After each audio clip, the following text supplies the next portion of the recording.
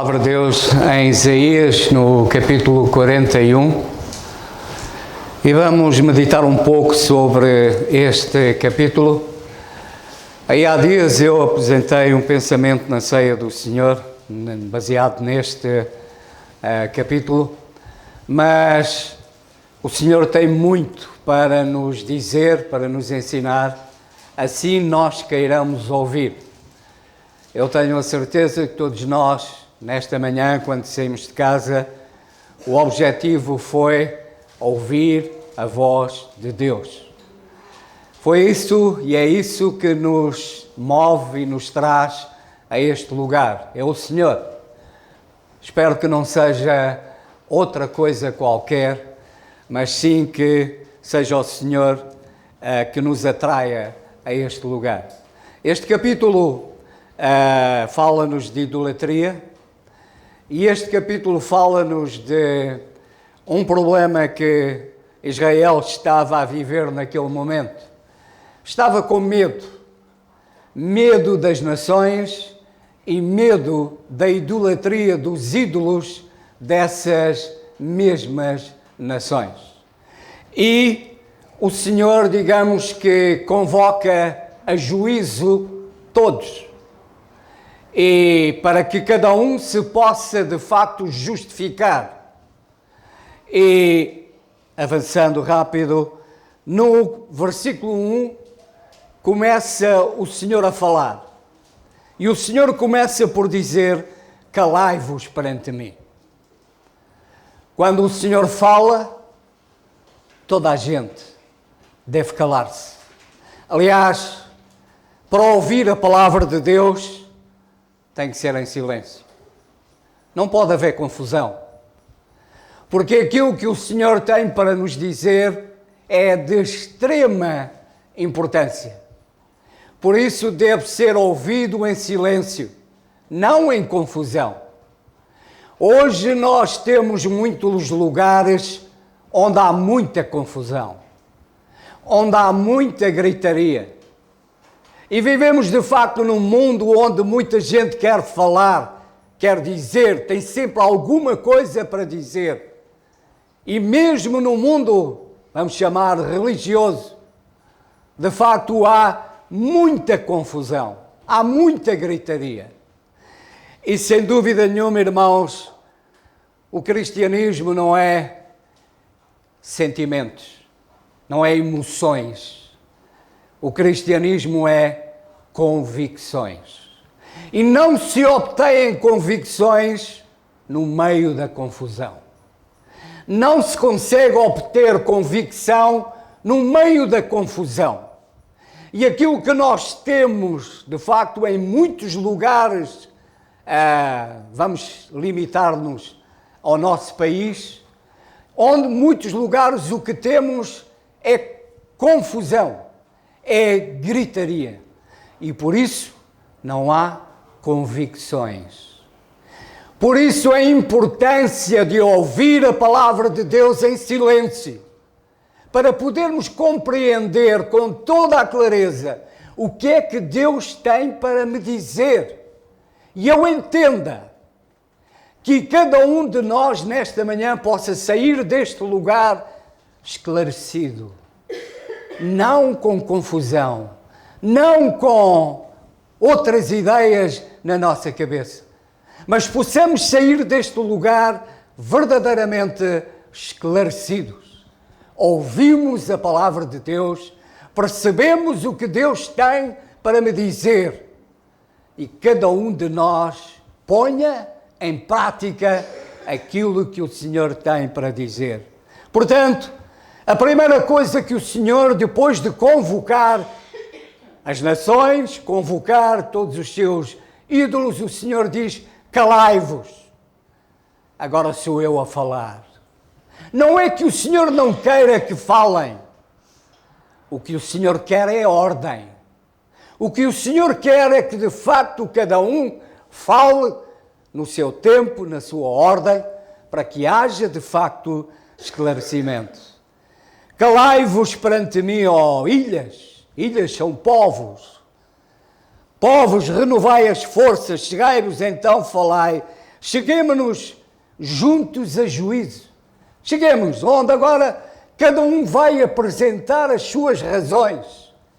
Cada um vai falar, vai esclarecer quais são as suas intenções, vai dizer aquilo que fez e aquilo que pretende fazer. Então o Senhor começa a falar e o Senhor começa a colocar perguntas. E então o Senhor diz: quem suscitou do Oriente o justo e o chamou para o pé de si? Quem deu as nações à sua face e faz dominar sobre os reis? Ou seja, quem suscitou? Quem? Quem deu? Quem fez?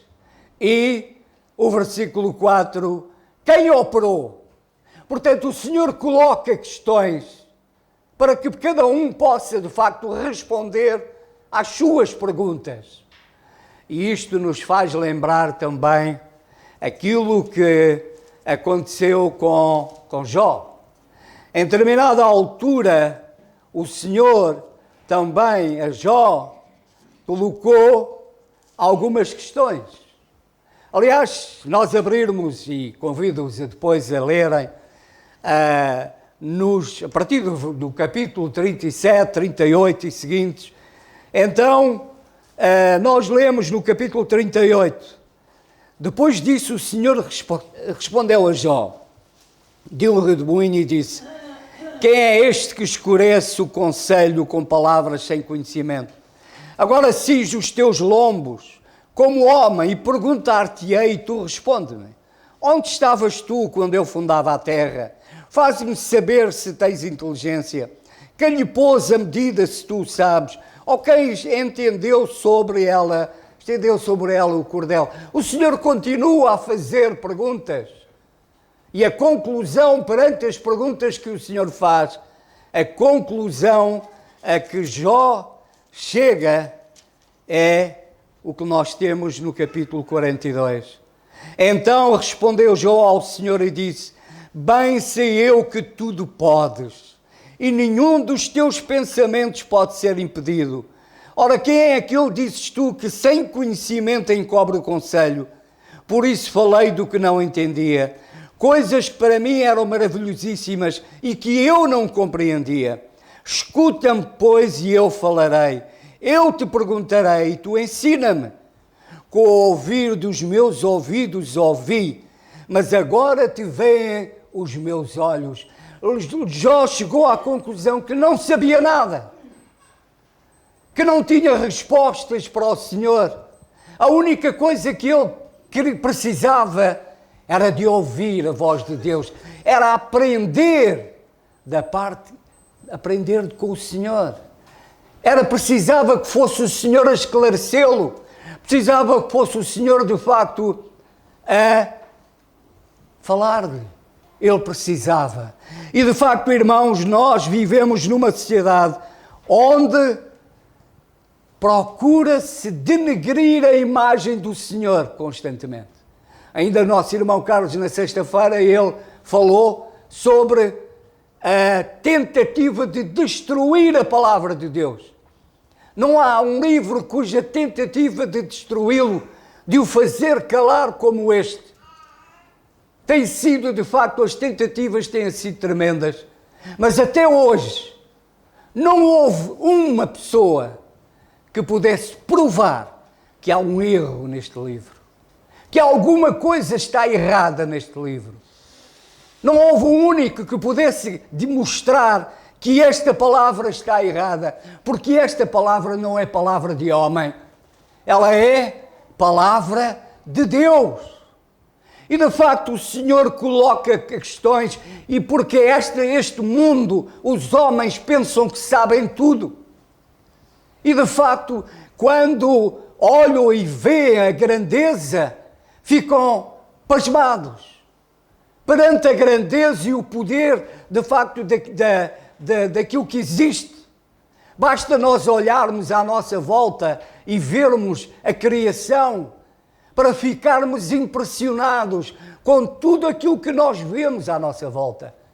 E quando então saímos deste planeta e olhamos o espaço, a sua dimensão, a sua grandeza, fica-se sem palavras perante a grandeza desta obra. Basta inclusivamente olharmos para dentro de nós, para o nosso corpo, a perfeição do nosso corpo, para ficarmos de facto pasmados perante tudo isto. E de facto o Senhor, Ele diz no versículo 5, as ilhas ou as nações o viram e temeram, os confins da terra tremeram, aproximaram-se e viram, perante aquilo que o Senhor mostrava, perante aquilo que o Senhor dizia, ficaram pasmados. Mas irmãos, a questão aqui não é ficarmos surpreendidos por ficar, porque ficar surpreendidos com a grandeza e o poder de Deus, nós só podemos ficar. A questão é o que é que nos leva a fazer, o que é que nós fazemos quando ficamos surpreendidos com a grandeza e o poder de Deus. Sabem o que é que estes fizeram? Perante a grandeza e o poder de Deus, será que lhe deram o louvor e a adoração que lhe era devida? Será que se aproximaram dele? O reconheceram como Deus? Nós lemos o versículo 7. E o artífice animou o ourives, e o que alisa com o martelo ao que bate na safra, dizendo, da coisa soldada, boa é.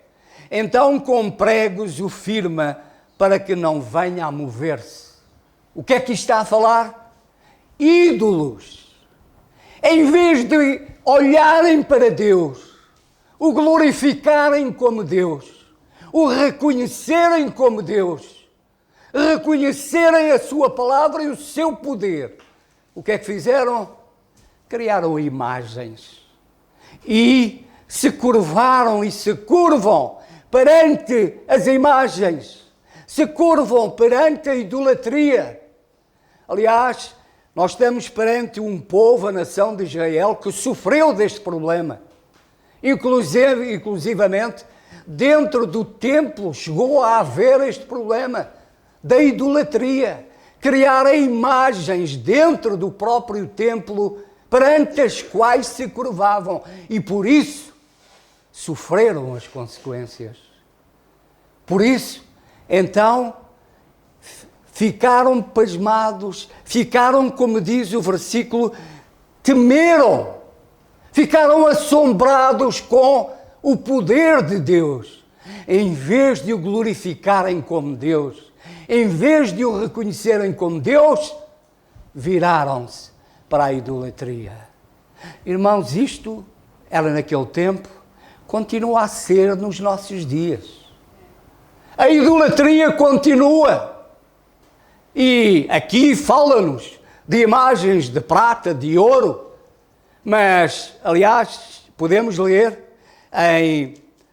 neste mesmo livro de Isaías, no capítulo 44, Isaías 44 e versículo 15, que diz: então servirão ao homem para queimar, com isso se aquente e coze o pão. Também faz um Deus e se prostra diante dele e fabrica uma imagem de escultura e ajoelha-se diante dela. Eu convido-os com tempo, a lerem este capítulo, que fala da idolatria e fala-nos de alguém que vai ao campo, traz um madeiro, um tronco, e desse tronco corta uma parte para se aquecer, para fazer o lume, para se aquecer, para se alimentar, e na outra parte do que resta daquele tronco, o que é que ele lembra-se fazer? Vou fazer uma imagem. Vou fazer uma escultura, vou fazer uma imagem e vou dizer, tu és o meu Deus. Ajuda-me. Isto é loucura. Isto é, como diz o versículo 20 final, não há uma mentira na minha mão direita. Isto é o que diz o versículo 18, não sabem nem entendem, porque se lhe untaram os olhos para que não vejam e o coração para que não entendam. Isto é loucura quem faz uma coisa dessas. Quem se prostra perante imagens que não têm valor nenhum. Qual é a diferença entre aquele pedaço do tronco que foi feita à imagem e o outro que foi queimado? A diferença é nenhuma, é tudo igual. Mas cuidado, irmãos, a idolatria não é só imagens. A idolatria é tudo aquilo que eu coloco no lugar de Deus. E é importante cada um de nós pensar e analisar o que é que, se há alguma coisa na minha vida que eu estou a colocar no lugar de Deus, que eu estou a dar mais do que aquilo que dou a Deus, isso pode estar a ser um ídolo. Seja uma pessoa, seja uma imagem, seja um objeto, seja aquilo que for, tudo aquilo que eu coloco no lugar de Deus e me dá, e com a qual me ocupo mais do que me ocupo com o Senhor, isso é um ídolo na minha vida. Portanto, a idolatria não se resume apenas, de facto, às imagens. Portanto, o que o Senhor está a dizer no capítulo 41, o Senhor coloca estas perguntas e vemos então que eles, perante aquilo que o Senhor dizia, temeram e o resultado foi prostrarem-se. Mas agora o Senhor vira-se para Israel, para o versículo 8, e o Senhor diz: mas tu, ó Israel, servo meu, tu, Jacó, a quem elegi, semente de Abraão, meu amigo, tu a quem tomei desde os confins da terra e te chamei dentre os mais excelentes e te disse: tu és meu servo, a ti te escolhi, não te rejeitei, não temas, porque eu sou contigo, não te assombres, porque eu sou o teu Deus. Eu te esforço e te ajudo e te sustento com a destra da minha mão. Tu, ó Israel, tu vives de facto no meio destas nações. Vives no meio deste problema da idolatria. Vives, estás com medo, mas não temas, porque eu sou contigo. Há muitos inimigos. Não tenhas medo de assumir quem és. Vivemos num mundo, numa sociedade em que a perseguição à igreja é grande, em que a perseguição à palavra de Deus é grande, em que a perseguição aos valores e aos princípios de Deus são grandes. Mas o Senhor diz-nos também hoje a cada um de nós: tu estás aqui, fui eu que te busquei, fui eu que te fui buscar, fui eu que te tirei. Não temas, não tenhas medo. Vives num mundo que te é hostil, mas não temas. O Senhor diz no versículo 14: não temas, ó bichinho de Jacó, povozinho de Israel, eu te ajudo, diz o Senhor, e o teu Redentor é o Santo de Israel. Estas palavras de bichinho de Jacó, povozinho, são palavras carinhosas que o Senhor dirige ao seu povo, reconhecendo como de facto eles eram fracos, como eles de facto são simples, como o povo de Deus de facto é fraco, é simples. Mas, irmãos, é daquilo que é fraco que o Senhor tira força. Uma coisa fraca nas mãos de Deus pode fazer coisas tremendas. E por isso o Senhor diz: não temas, esforça-te, tem bom ânimo. Vives num mundo, numa sociedade que é hostil. Neste momento, há irmãos que estão a ser mortos por amor do Senhor.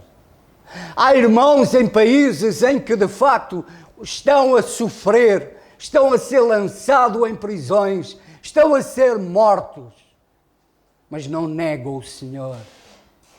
enfrentam todas estas dificuldades, não se calam, anunciam, proclamam de facto a palavra de Deus, enfrentam, porque sabem que não vão na sua força, mas vão na força do Senhor. E por isso o Senhor diz que não temas, eu sou contigo. O Deus de Jacó, o Deus de Israel, é o nosso Deus. O Deus que de facto está conosco. Por isso, irmãos, que nós não tenhamos medo de enfrentar este mundo, esta sociedade, nos identificarmos com Deus e dizermos, eu creio neste livro. Este livro é a palavra de Deus. Com ousadia e com a força do Senhor dizermos em todo lugar, eu sou do meu Senhor e o meu Senhor é meu. Não me envergonho dele. Não me envergonho de o proclamar, de o anunciar, seja onde for. Não pela minha força, não pela minha sabedoria, mas pela força e pela sabedoria do Senhor. Porque eu sou fraco. O Senhor sabe o que é que eu sou.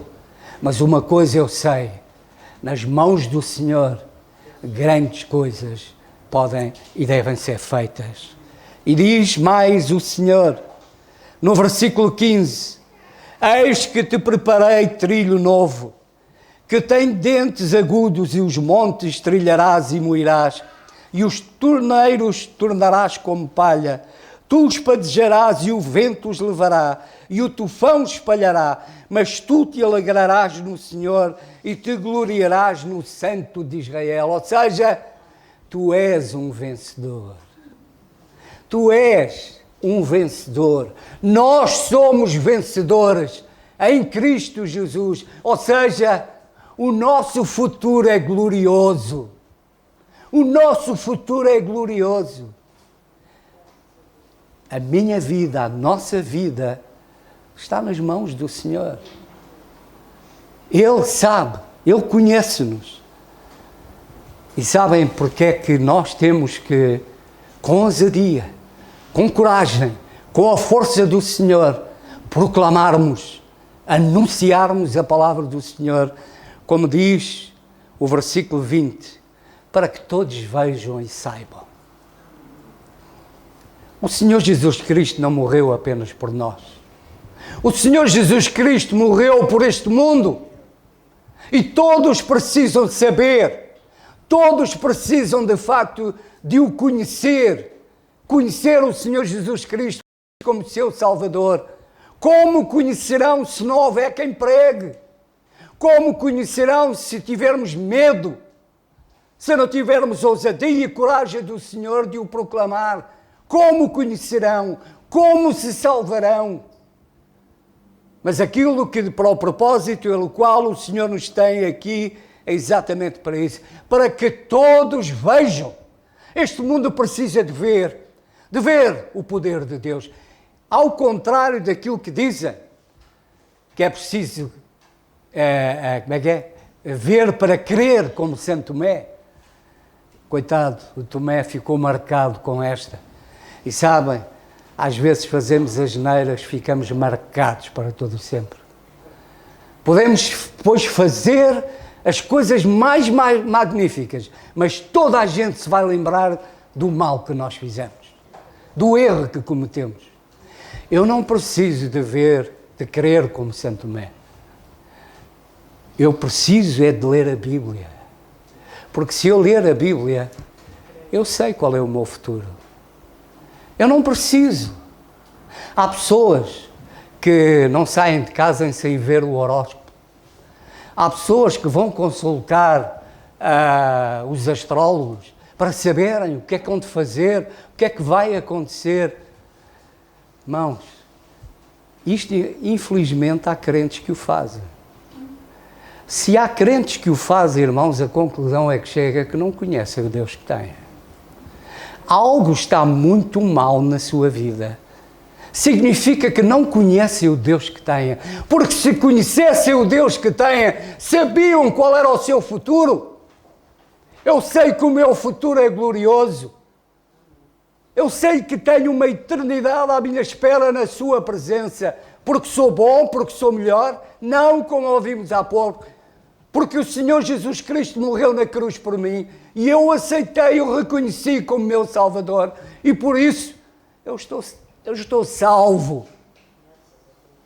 E eu sei que tenho um Deus que foi comigo no passado, é comigo no presente e será comigo no futuro. Nunca, mas nunca me deixará, nunca me abandonará.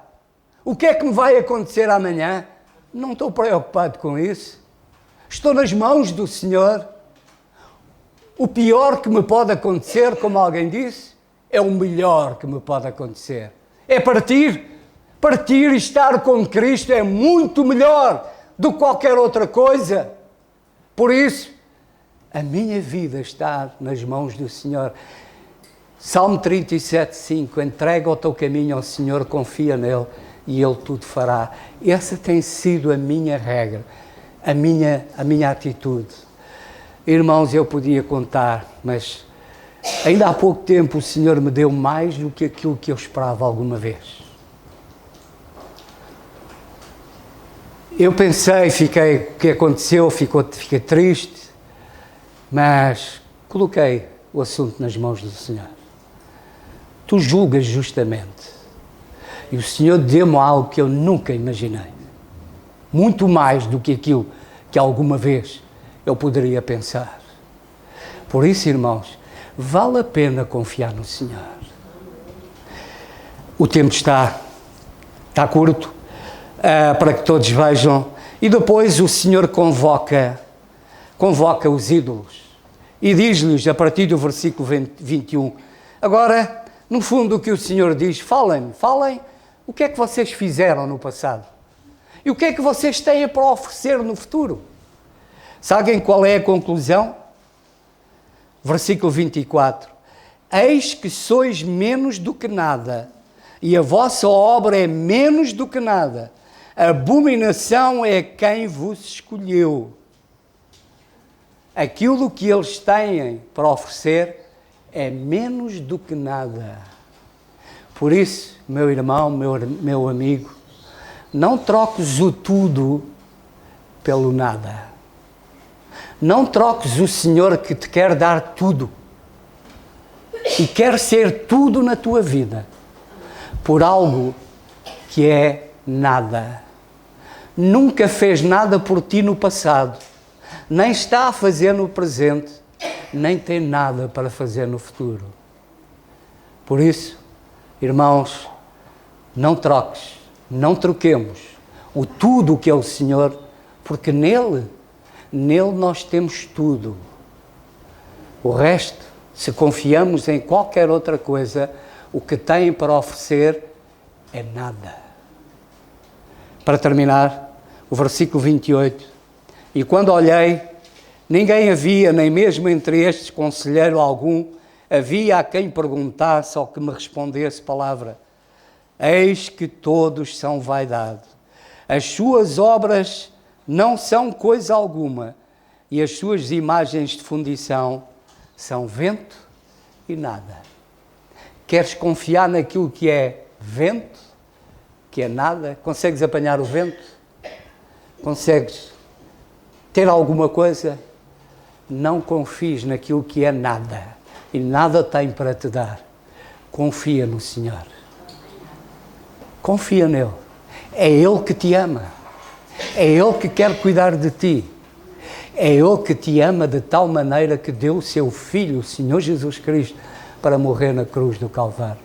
E por isso, se alguém aqui está agora, que ainda não creu no Senhor Jesus Cristo, que hoje possa ser o dia da salvação.